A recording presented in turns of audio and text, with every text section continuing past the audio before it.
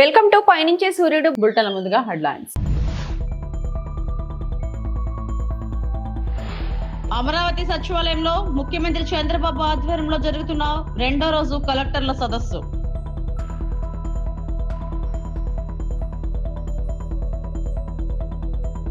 కేటీఆర్ వ్యాఖ్యలపై దుమారం, తీవ్రంగా స్పందించిన బట్టి విక్రమార్క.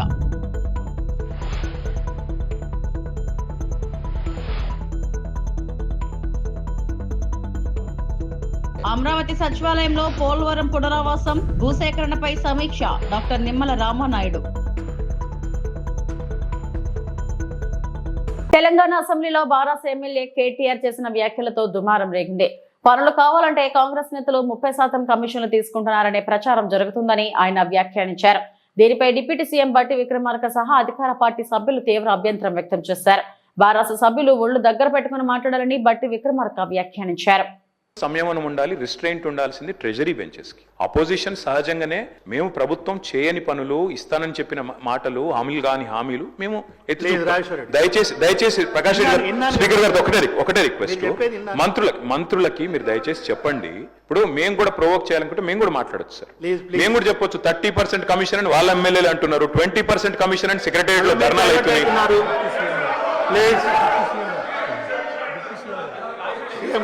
డిప్యూటీ సీఎం గారు సార్, రామ్జాన్ మీరు కూర్చోండి. డిప్యూటీ సీఎం గారు మాట్లాడుతున్నారు సార్.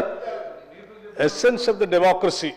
చాలా సంతోషం, కేటీఆర్ గారు లేచి చాలా గౌరవంగా మాట్లాడతాడని నేను ఊహించాను, ఓ సభ్యతగా మాట్లాడతాడని కూడా ఆశించాను.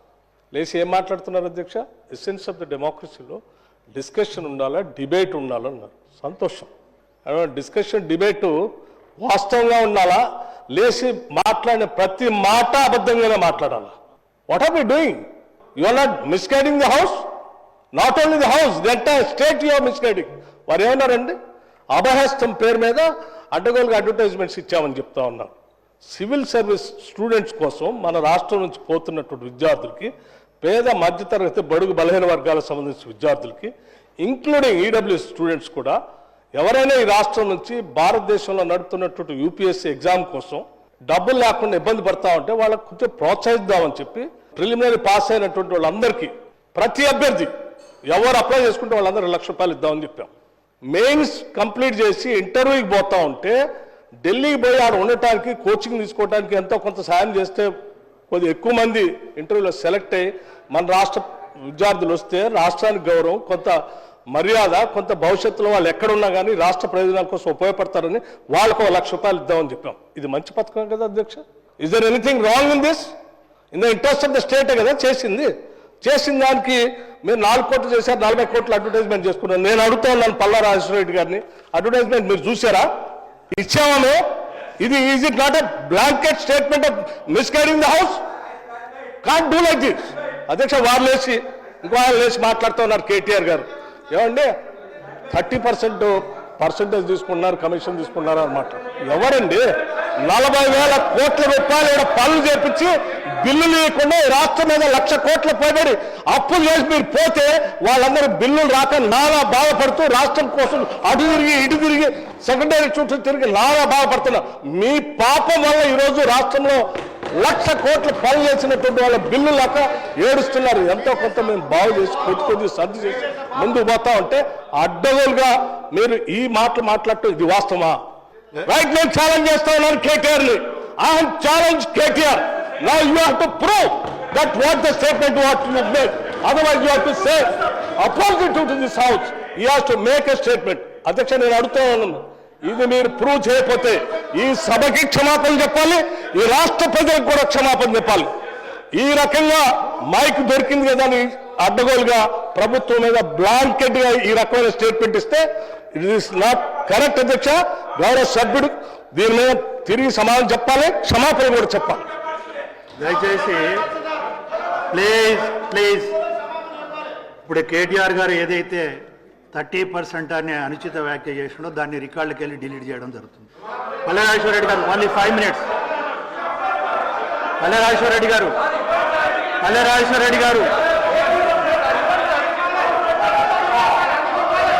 అధ్యక్ష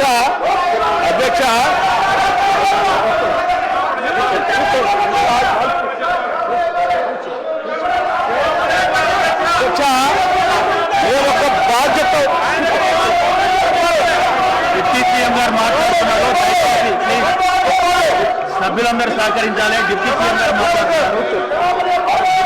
డిప్యూటీ సీఎం గారు మాట్లాడుతున్నారు, దయచేసి అందరూ సహకరించాలి. అధ్యక్ష అధ్యక్ష మేము సీఎం గారు మాట్లాడుతున్నారండి, మీరు కొంచెం వినాలి మాట కూడా. ప్లీజ్ సార్, మీరు కూడా కొంచెం చైర్కు సహకరించాలి. కూర్చోండి, అందరూ కూర్చోండి. ప్లీజ్ అధ్యక్ష, ఇప్పుడు అక్కడ ఒక గౌరవ ఉప ముఖ్యమంత్రి గారు లేచి నిలబడ్డప్పుడు మనం కూడా చూసి ప్లీజ్ సార్. అధ్యక్ష, మేము ఒక బాధ్యతతో రాజకీయాల్లోకి వచ్చాం. అడ్డగోలుగా మీలాగా రాష్ట్రం మీద పడి బరి తెగించి దోపిడీ చేసుకోవడానికి రాలేదు. మేము ఒక బాధ్యతతో ప్రజలకు సేవ చేయాలని, మేలు చేయాలని ఒక నమ్మకంతో మాలాగా ఈ రాష్ట్రంలో అణగారిన వర్గాలు, బాధితులు, తాడితులు. పెద్దమ్మ తల్లి ఆలయ కమిటీని రద్దు చేయాలని, స్థానికులకు స్థానం కల్పించాలని కోరుతున్నారు కేశీపురం గ్రామస్తులు. భద్రాద్రి కొత్తగూడెం జిల్లా పాల్వంచ మండలం జగన్నాథపురం పెద్దమ్మ గుడి రిపోర్టర్ బాలాజీ అమ్మవారితో ఆటలాడుతున్నది సేవలందించే గ్రామ ప్రజల అధికారం ఉంది కదా అని నాయకులు ఆటలాడుకుంటున్నారా, లేక అధికారంతో మూసుకుపోయిన కళ్లను అమ్మవారు తెరిపిస్తుందా? ఇప్పటి వరకు అరమరకలు లేని కమిటీలు ఉండే, మరి ఇప్పుడు ఎందుకు ఇలా జరుగుతుంది? దైవం పట్ల మంత్రులకు, నాయకులకు విశ్వాసం ఉన్నదా? ఉంటే ఇలా జరగకూడదు కదా. లేకపోతే వారు దీని పట్ల సుముఖంగా ఉండకుండా పక్కకు జరిగి గ్రామ ప్రజలు మీరే సేవకులను ఎన్నుకోండి అంటే అది బాగుండదేమో అనిపిస్తుంది. అమ్మవారు కన్ను తెరుస్తుంది, వీరికి రాజకీయ భవిష్యత్తు ఉండదని ఇరు గ్రామాల ప్రజలు గుసగుసలాడుతున్నారు. పెద్దమ్మగుడి వద్ద నూతన పాలక మండలి ప్రమాణ స్వీకారం చేస్తున్నట్టుగా మా గ్రామ ప్రజల దృష్టికి వచ్చింది. స్థానిక గ్రామాలైన మాకు అవకాశం ఇవ్వలేదు. మా గ్రామాలకు అవకాశం ఇవ్వకుండా ఇక్కడ ఎటువంటి సేవ చేసుకునే వారికి సంబంధం లేని మిగతా వాళ్ళకి ఇక్కడ అవకాశం కల్పించడం జరిగింది. కాబట్టి దీన్ని నిరసిస్తూ మా గ్రామ ప్రజలందరి తరఫున మాకెందుకు అవకాశం ఇవ్వలేదు, బయట వాళ్ళకు అవకాశాలు ఇచ్చారు, ఇక్కడ ఏమి రాజకీయాలు నడుస్తున్నాయి, మేము అమ్మవారి దేవాలయ అభివృద్ధిలో ఉన్నటువంటి మాకు స్థానికులకు అవకాశం కల్పించలేదు కావున మేము మాకు అవకాశం కల్పించని పక్షంలో ఆమరణ నిరాహార దీక్షకైనా సిద్ధమని మీ మీడియా ద్వారా ప్రభుత్వానికి తెలియజేయగలరు. మాకు న్యాయం చేయాలని ఈ విషయాన్ని గౌరవ ముఖ్యమంత్రి వర్యులు రేవంత్ రెడ్డి గారికి చేర్చవలసిందిగా అభ్యర్థిస్తున్నాను. అదేవిధంగా స్థానిక మంత్రులకు కూడా ఈ విషయాన్ని తెలపగలరని మనవి చేసుకుంటున్నాను. స్థానిక ఎమ్మెల్యే గారిని కూడా. సారపాక గాంధీనగర్ లో అంబేద్కర్ విగ్రహ ఏర్పాటుపై వివాదం. బూర్గంపహాడ్ మండలం సారపాక పరిధిలో గల గాంధీనగర్ సెంటర్ లో మంగళవారం అంబేద్కర్ వాదులు అంబేద్కర్ విగ్రహం ఏర్పాటు చేయగా ఆ స్థలం తమదని కొందరు వ్యక్తులు అభ్యంతరాలు వ్యక్తం చేయగా కొంత గందరగోళం వాతావరణం ఏర్పడింది. దీంతో స్థానికులు పోలీసులకు సమాచారం ఇవ్వడంతో ఘటనా స్థలానికి చేరుకున్న పోలీసులు ఇరు వర్గాలకు నచ్చచెప్పే ప్రయత్నం చేశారు. భద్రాద్రి కొత్తగూడెం జిల్లా బూర్గంపాడు మండలం సారపాక మేజర్ గ్రామ పంచాయతీలోని గాంధీనగర్లో గత 20 సంవత్సరాల క్రితం ఇక్కడ ఎంఆర్పిఎస్ దిమ్మ కట్టారు. అలాగే అంబేద్కర్ విగ్రహానికి భవనం కట్టడానికి కూడా కొంత ప్రదేశం ఆపారు.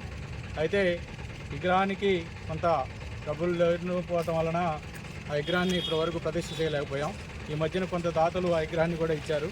దాన్ని కొందరు ఆక్రమించుకొని షాపింగ్ కాంప్లెక్స్ కట్టుకొని ఆ విగ్రహానికి కొన్ని అడ్డంకులు తెలియజేస్తూ ఉన్నారు. ఇక్కడ వివాదం లేకుండా భారత రాజ్యాంగ నిర్మాత డాక్టర్ బిఆర్ అంబేద్కర్ గారిని అవమానపరచడానికి కొంతమంది యువత ఇక్కడ చేరి ఇక్కడ పెట్టడానికి వీల్లేదని మాకు హెచ్చరికలు చేస్తూ ఉన్నారు. పొద్దున గ్రామ పంచాయతీ కార్యదర్శి గారు వచ్చి చూసి వెళ్ళారు. అలాగే ఆర్ఐ గారు కూడా వచ్చి చూశారు. పోలీసు వారు కూడా వచ్చి వెళ్ళారు. కాకపోతే భారత రాజ్యాంగ నిర్మాత విగ్రహాన్ని వద్దంటానికి మీరెవరు అక్కడ పెట్టాల్సింది అనేది మేము మాత్రం ముక్త కంఠంతో ఈ గ్రామంలో ఉన్నటువంటి ప్రతి ఒక్కరూ కోరుకుంటా ఉన్నాం.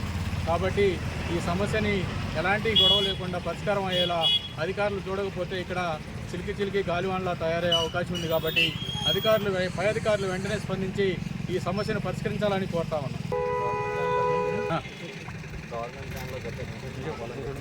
గత 20 సంవత్సరాలుగా ఎంఆర్పిఎస్ గద్దె కట్టుకొని ఇక్కడ అంబేద్కర్ భవనాన్ని నిర్మించి ప్రజలకు ఉపయోగపడాలనే కాన్సెప్ట్ తోటి ఇక్కడ గవర్నమెంట్ ల్యాండ్, అసైన్మెంట్ ల్యాండ్ ఉండగా అక్కడ కొంత స్థలం ఆపుకుంటూ గ్రామ ప్రజలు చూసుకుంటూ వస్తున్నారు. దానికి ఆర్థిక నిధులు సమకూరక ఇవాళ సమకూర్చుకొని కట్టుకుందామనే క్రమంలో అసలు ఇక్కడ కట్టడానికే లేదు. కనీసం భారత రాజ్యాంగ నిర్మాత అయిన అంబేద్కర్ గారి విగ్రహాన్ని కూడా ఇక్కడ మీరు ఉన్నదాన్నే తీసేయాలని చెప్పేసి ఒత్తిడి చేస్తూ నానా ఇబ్బందులకు గురి చేస్తుంటారు. గ్రామ పెద్దలు అందరూ వచ్చి ఇదేంటమ్మా మరి ఇక్కడ ఇంతకుముందు ఇంత భూమి లేదు అయినా అసైన్మెంట్ ల్యాండ్ ఇదంతా నువ్వు ఆక్రమణ నువ్వెవరు చేసుకోవడానికి నీళ్లు పోయి దరుకుంటే ఇంతకుముందు గతంలో ఆమెకున్న ఇండ్లు తూర్పు వైపు తిరిగి ఉన్న ఇండ్లు ఇవాళ ఉత్తరం వైపు తిరిగినాయి. మేము ఉత్తరం వైపు ఆపుకున్న ఆఫీసులకు వెళ్ళే నాకు దారి ఆఫీస్ వైపు నేను మొత్తాలు పెట్టుకోవాలి, మీరు విగ్రహం తీసుకురా లేదా అని చెప్పేసి వాళ్ళ కుటుంబ సభ్యులందరూ కూడా గొడవకు రావడం జరుగుతుంది. ఎవరు మాట్లాడితే వాళ్ళని తిట్టడం, ఈ అంబేద్కర్ విగ్రహం ఎట్లా పెడతారో చూస్తే దాన్ని ఫాలో పడతానే హెచ్చరికలు దారి చేస్తుంది ఆమె. మరి ఆమెకి కొంతమంది వ్యాపారస్తులు ఇన్వెస్ట్మెంట్ పెట్టి వ్యాపార సముదాయాన్ని కట్టిస్తారు ఇక్కడ.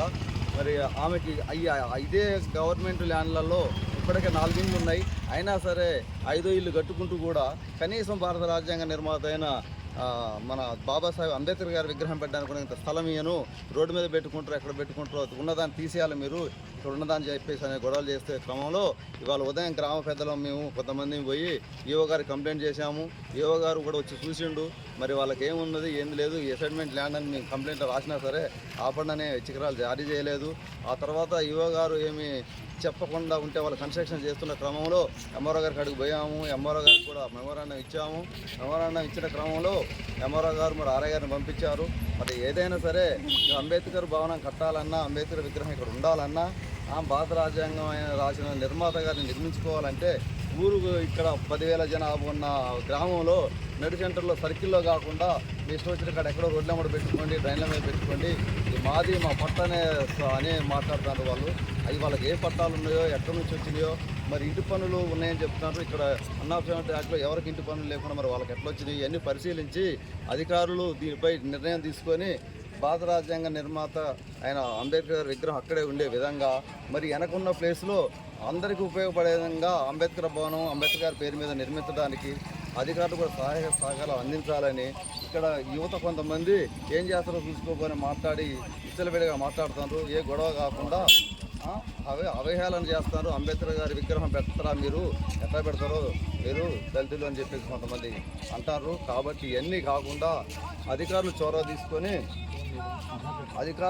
తీసుకొని దాని మీద నిర్ణయం తీసుకొని అంబేద్కర్ భవనం కట్టే ఏర్పాటు కల్పిస్తారని కోరుకుంటూ ఈ వ్యాపార సముదాయం వ్యాపారం పరంగా ఉపయోగించుకోవడం కొరకు మాత్రమే కడుతున్నారు.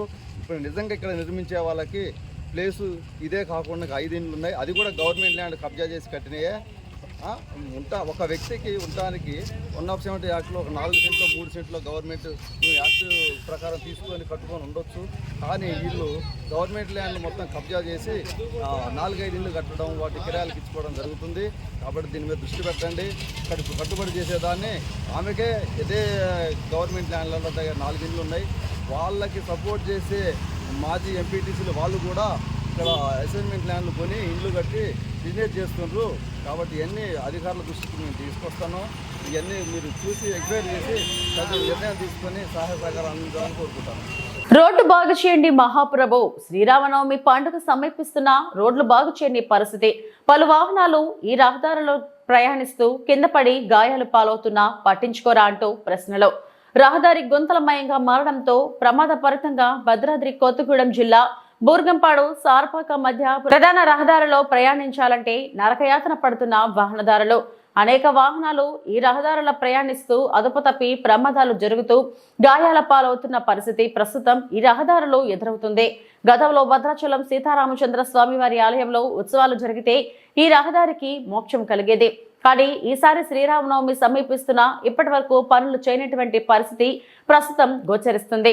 అధికారులు నిర్లక్ష్యంగా వ్యవహరిస్తూ వాహనదారులు ప్రమాదాలు ఎదుర్కొంటున్నా నోరు మెదపకుండా అధికారులు నిర్లక్ష్యంగా వ్యవహరిస్తున్నారు. ఈ ప్రాంతంలో వాహనాలు భారీగా నడుస్తూ ఉంటాయి. ఆంధ్రప్రదేశ్ కు సరిహద్దు ప్రాంతం కావడంతో తెలంగాణ ఆంధ్రప్రదేశ్ కు ప్రయాణించే వాహనదారులు ఈ రహదారి నుండి ఎక్కువగా ప్రయాణం చేస్తూ ఉంటారు. భారీ వాహనాలు కూడా ఈ రహదారిలో వెళుతూ ఉంటాయి. ఏదైనా పెను ప్రమాదం సంభవించి ప్రాణాలు పోతేనే అధికారులు స్పందించి ఈ రహదారిలో మరమ్మతులు చేస్తారా లేదా రహదారి నిర్మాణం చేస్తారా అనే ప్రశ్నలు కూడా సంధిస్తున్నారు. ఈ ప్రాంతాన్ని పరిశీలించి రహదారి నిర్మాణాన్ని లేదా తాత్కాలిక మరమ్మతులనైనా చేయండి మహాప్రభు అంటూ ఈ ప్రాంతవాసులు వాహనదారులు అధికారులకు వేడుకుంటున్నారు.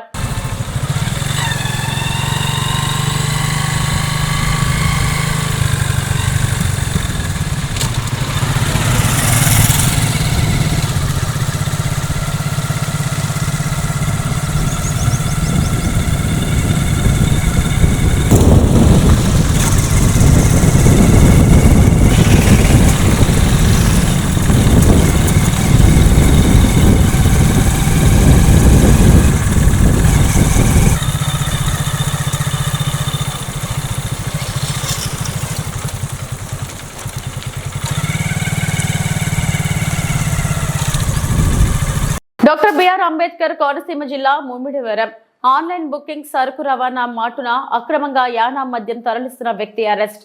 సరుకు రవాణా కంటైనర్ సీజ్. హైదరాబాద్ నుంచి కంటైనర్ లో అమెజాన్ సంస్థకు చెందిన ఆన్లైన్ లో బుక్ చేసిన సరుకు తీసుకొచ్చిన నల్గొండకు చెందిన డ్రైవర్ కోండ్రు వేణు.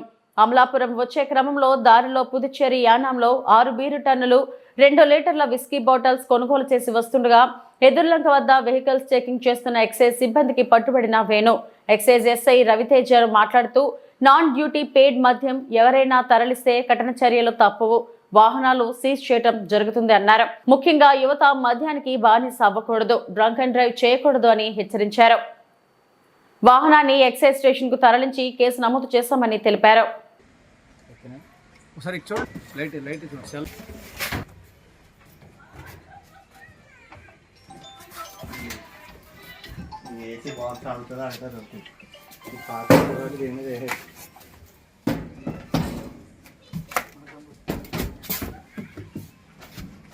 నా పేరు రవితేజ. నేను డాక్టర్ బిఆర్ అంబేద్కర్ కోనసీమ జిల్లాలోని Mummidivaram provisional excise station in charge station house ఆఫీసర్గా వ్యవహరిస్తున్నాను. ఈరోజు ఉదయం సుమారు 12:30 నుంచి 1:30 మధ్య సమయంలోని మా స్టేషన్ పరిధిలో గల ఐపోలవరం మండలం ఎదురులంక వద్ద మేము రూట్ వాచ్ చెక్ చేస్తుండగా మాకు ఒక అనుమానాస్పద ఒక తెలంగాణకు సంబంధించిన గూడ్స్ క్యారియర్ ఒక ఎదురడం జరిగింది. దాన్ని నిలుపుదల చేసి మేము దాన్ని తనిఖీ చేయగా మాకు యొక్క క్యాబిన్లోని మాకు మద్యం సీసాలు నాన్ డ్యూటీ పెయిడ్ లిక్కర్ మద్యం సీసాలు లభ్యమయ్యాయి.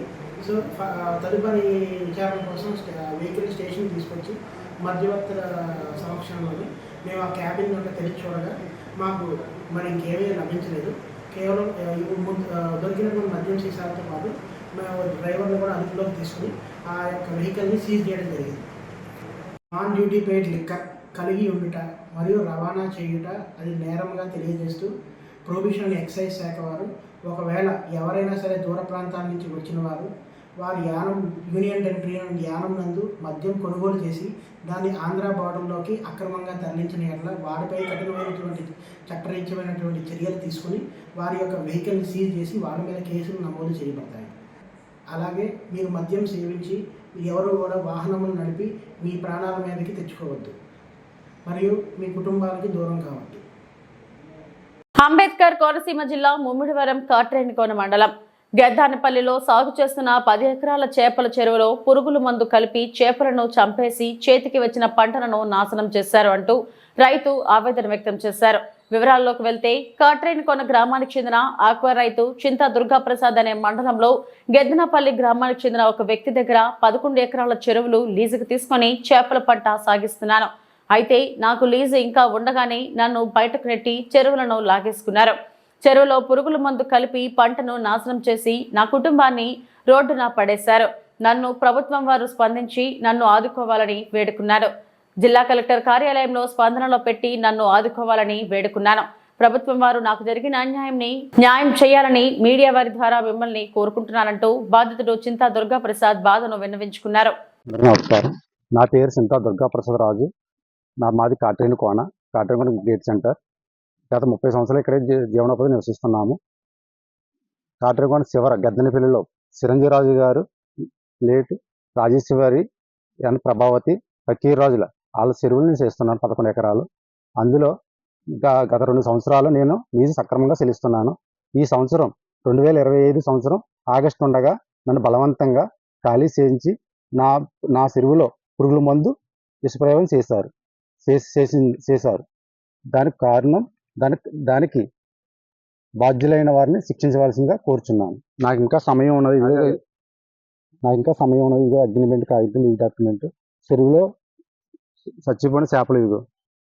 దీని నిమిత్తం నిన్న నేను గ్రీవెన్స్కి వెళ్ళి కలెక్టర్ గారికి వినిపించుకున్నాను. నాకు ఇంకా లీజు సమయం ఉండగా నన్ను దౌర్జన్యంగా బయటకు గెంటారు. నా పిల్లలు, నా భార్య, నేను రోడ్డు పాలైపోయి ఇంచుమించు 15 నుంచి 20 లక్షలు ఆర్థికంగా కోల్పోయాం. దీని మీద మీడియా ద్వారా ప్రభుత్వానికి విన్నపించుకుంటున్నాను. దయచేసి నా మానాన్ని స్వీకరించి నాకు న్యాయం జరుగుతుందని కోరుతున్నాను. నంద్యాల జిల్లా ఆలగడ్డ నియోజకవర్గం కేసీ కెనాల్ 16వ లాక్ వద్ద సిరివెళ్ల మండలంలోని గ్రామాల రైతులందరూ ఆవేదన వ్యక్తం చేస్తున్నారు. ఒక నెల కిందట ఈవో, ఏఈ ఇక్కడ ఉన్న రైతులు ఒక వారం 16వ లాక్ వద్ద ఎగువనున్న రైతులకు ఒక వారం, 16 లాకు దిగువనున్న రైతులకు సాగునీరు పంట పొలాలకు వదులుతామని అధికారులు చెప్పడం జరిగింది. ఈ విషయంలో ఎవరూ కూడా ఆందోళన చెందవద్దని నమ్మచెప్పి తర్వాత వారం రోజులు గడిచిన తర్వాత కింది రైతులకు నీళ్లు తీసుకుని వెళ్లి 16వ లాక్ వద్ద వారం రోజులు సాగునీరు పంట పొలాలకు వదిలి తర్వాత పంట పొలాలకు 8 రోజులు గడిచిన కేసీ కెనాల్ నీళ్లు 16 లాక్ సమీపంలో ఉన్న రైతులకు నీళ్లు వదులుతామని చెప్పి వారమైనా గానీ ఇప్పుడు వదలడం లేదని రైతులు ఆందోళన చెందుతున్నారు. కనీసం ఈ నెల చివరి కల్లా మాకు నీళ్లు వదిలితే మేము మా పంటకు సుమారు 20,000 సాగు పొలంకి నీరు అందితే మా పొలంలోని పంట మా చేతికి వస్తుందని, లేని పక్షంలో రైతు కుటుంబాలు అందరూ పురుగుల మందు తాగి ఆత్మహత్య చేసుకోవాల్సి వస్తుందని, కనుక మా మీద దయ ఉంచి ఈ రోజు నుంచి నెలాఖరు వరకు మాకు లాకులు తెరిచి మాకు నీరు అందించాల్సిందే అని కోరుతున్నామన్నారు. కార్యక్రమంలో చుట్టుపక్కల రైతులు కామినేనిపల్లె, అప్పుపోవు ఈశ్వరయ్య, వీరాడిపల్లె, మందల బ్రహ్మరెడ్డి, రామరెడ్డి, ఎం రవీంద్రరెడ్డి, రమణారెడ్డి, గోవిందపల్లె, ఇందూరు సుభాష్ రెడ్డి తదితర రైతులు ఆవేదన వ్యక్తం చేశారు.